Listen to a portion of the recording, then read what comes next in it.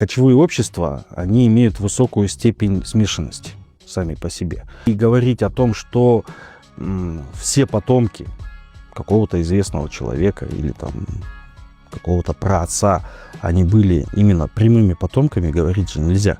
Яркий пример тому, например, Тиликмат Аке. Давайте так, да, на Иссык-Куле есть такое понятие джитый-Аке. 7, так скажем, мудрецов по-русски.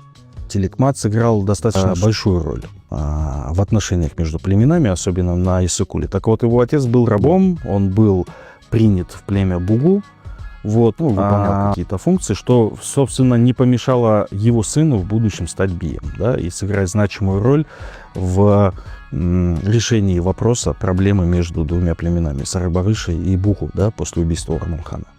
Вот, поэтому говорить о том, что прям все присутствующие в Санжире персонажи, да, это прямые потомки кого-то, нельзя.